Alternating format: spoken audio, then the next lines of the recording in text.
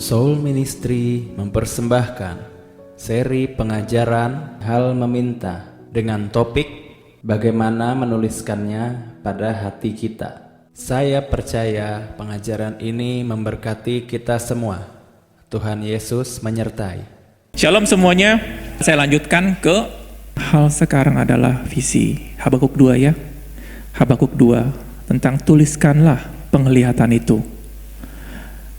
Ulirkanlah itu pada loh-loh batu, supaya orang sambil lalu dapat membacanya. Dikatakan orang sambil lalu adalah orang yang berlari, waktu melihatnya bisa membaca. Ini penting sekali. Kalian sudah punya hal meminta kepada Tuhan. Biasanya yang tadi, seringkali kita lupa. Mungkin karena Tuhan mengingatkan kita.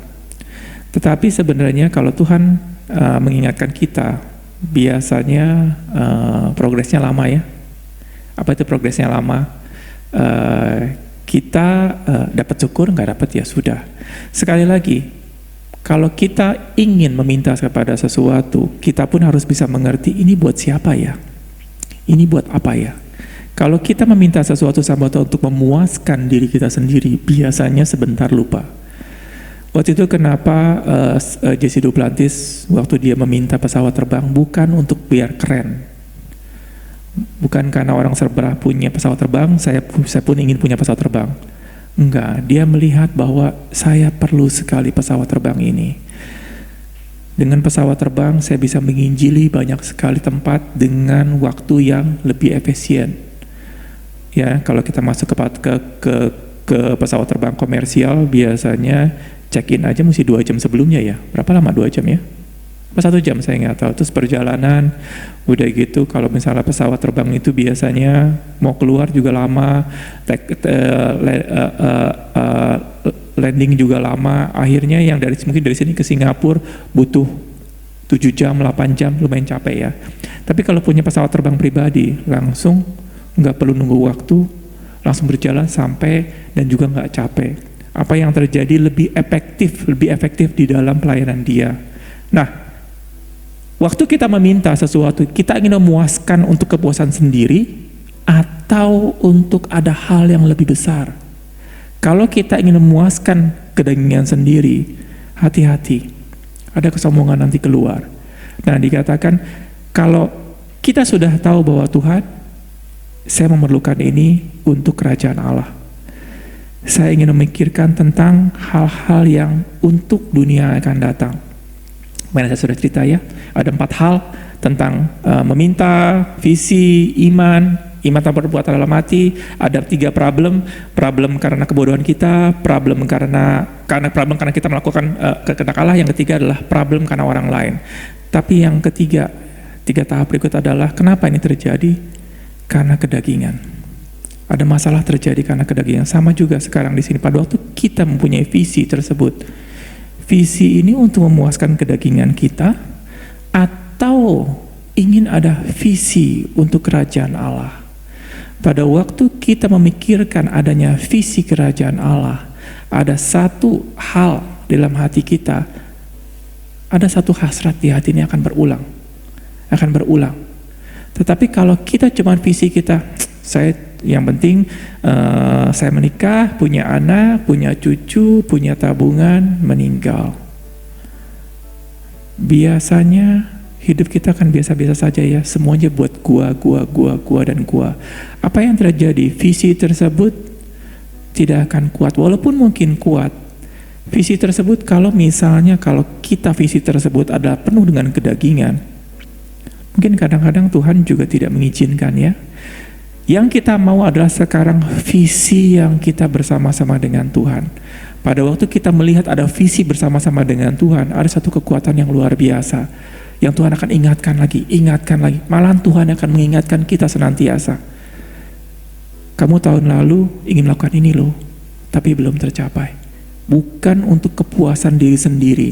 Dan apa yang terjadi? Caranya seperti apa? Dikatakan bahwa tuliskanlah penglihatan itu, ukirkanlah itu pada loh-loh batu dan orang sambil lalu dapat membacanya. Perlu kalian menulis visi misi kalian ini sesimpel mungkin. Kalian cerna visi misi ini, apakah untuk ego kalian atau buat egonya Tuhan. Benar ya? Ego Tuhan, Tuhan punya ego. Nggak salah loh buat egonya Tuhan. Ini untuk keinginan Tuhan atau untuk keinginan kita. Apa yang terjadi pada waktu kita olah ini terus menerus? Setiap langkah yang kita ambil, kita akan hati-hati. Kenapa? Ini saya bisa maju di dalam Tuhan atau saya mundur di hadapan Tuhan? Kenapa? Visinya jelas sekali. Bagaimana mesti jelasnya? Ini nggak bisa cuman hanya saya mau jadi ini, saya mau jadi itu. Enggak. Itu visi seperti itu, kalau cuma hanya mau jadi ini, mau jadi itu, biasanya lupa. Kalian mesti lihat, ada kemana saya ada tulis ya, waktu ada visi tertentu yang kalian mesti tuliskan. Visi tersebut itu nggak bisa cuma hari pertama langsung boom, jelas banget. Siapa dari sini waktu hari pertama, ya bukan mesti, pada waktu kita ingin ada sesuatu dari Tuhan, di hari pertama itu sudah jelas banget. Ada nggak ngalamin itu? Tidak ada. Semuanya masih kabur. Bagaimana cara memperjelasnya? Dengan waktu kalian menggali tersebut, visi tersebut. Kalian coba. Waktu Tuhan katakan kamu akan menjadi pengusaha restoran. Pengusaha restoran Tuhan ya. Kamu cari tahu restoran seperti apa? Apakah besok langsung buka restoran? Oh iya, saya buka restoran. Pasti cari tahu. Saya mau buka restoran apa ya? Seafood, fast food, Chinese food? Segala food, go food. Kalian cari tahu. Waktu semakin cari tahu, semakin digali, kalian cari tahu terus menerus, itu semakin jelas visi tersebut. Nggak bisa visi tersebut hanya cuma ditaruh di papan, udah gitu kita tinggal. Saya ingat sekali ya, dulu waktu saya pengen beli mobil, istri saya sampai pusing dengarnya, BMW, terus menerus.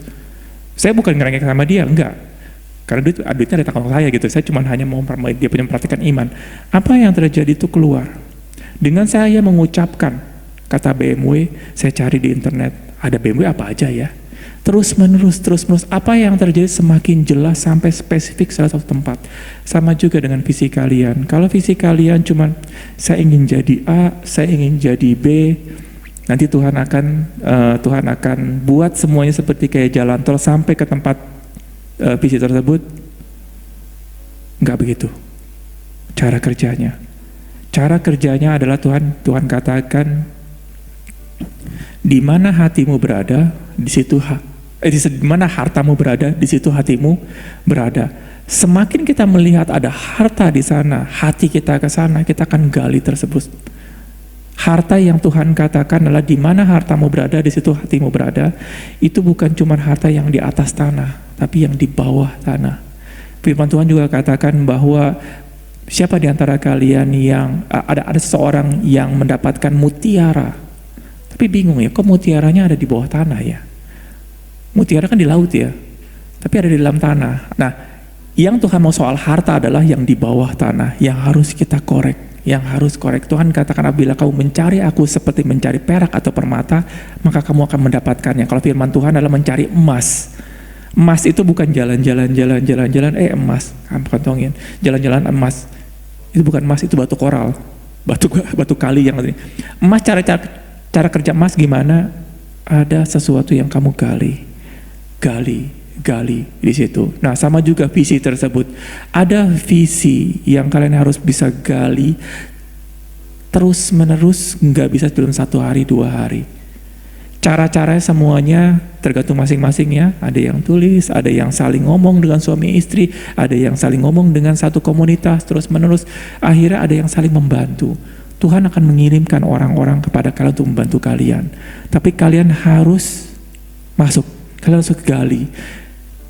Kalau kalian malu mengatakan bahwa kenapa saya waktu itu nggak malu ngomong sama istri saya BMW. Saya nggak malu, walaupun dikatakan norak ya. Ada di sini nggak kalau bisa beli mobil Innova, setiap hari ngomong Innova? Nggak ada ya. Kalian cuma dengar saya doang seperti yang ngomong seperti itu. Saya nggak malu untuk mengucapkan tersebut. Dan apa yang terjadi dengan hati percaya, mulut mengaku, dia menjadi iman terus menerus. Dan apa yang terjadi? Tuhan buka jalan itu bukan nggak ada angin, nggak ada hujan, Tuhan buka jalan. Tuhan akan buka jalan sesuai dengan iman kalian. Sekuat apa visi kalian, itu kalian yang tentukan. Kalau dikatakan, oh enggak, visi ini Tuhan yang tentukan, Tuhan yang akan memperjelas. Kalau ini visi dari Tuhan, Tuhan akan buat segala sesuatu. No. Ingat ada kejadian Nabi Yunus. Nabi Yunus sudah dikasih visi loh sama Tuhan. Tapi akhirnya dia kabur di hadapan Tuhan. Walaupun akhirnya Nabi Yunus itu kembali kepada jalan Tuhan, tapi kalau Nabi Yunus mengeraskan hatinya dan tidak mau mengakui panggilan Tuhan, bisa terjadi nggak panggilan Tuhan tersebut? Nggak bisa. Begitu pula dengan visi tersebut. Kita nggak bisa minta Tuhan berikan saya visi sesuatu. Nggak bisa. Tuhan katakan apa di tangan kamu? Apa yang kamu minta? Kalau ada satu hamba Tuhan katakan, Tuhan itu senang dengan kita dengan hal-hal yang kecil. Waktu kita suka seperti ini, kalian olah, kalian berjalan. Visi tersebut akan kelihatan langkah demi langkah di situ. Dunia ini selalu akan apapun yang kita impian kita, biasanya yang menghancurkan itu bukan dari dalam, tapi dari luar dulu. Orang-orang akan mengatakan bahwa kamu nggak bisa, kamu ini bodoh, kamu ini nggak mampu, kamu ini tidak ada tampang untuk menjadi ini, menjadi itu. Itu dunia, karena dunia hanya melihat dengan mata, hanya dengan lihat pikiran-pikiran mereka saja. Kita mengucapkan ini adalah satu hal, kadang-kadang memang kita juga harus menguatkan hati kita. Daud pada waktu dia dikatakan menguatkan diri dia, ya saat itu nggak ada seorang pun ya yang bisa menguatkan Daud. Pada waktu seperti, ya memang kalau kita ada satu komunitas baik ya, yang saling menguatkan. Tapi kadang-kadang nggak semua orang punya satu komunitas yang baik. Kalian harus bisa meyakinkan diri kamu dulu bahwa ini permintaan dari saya apa dari Tuhan. Waktu kita olah tersebut, kita memikirkan, nanti akan keluar tuh kata-kata keluar.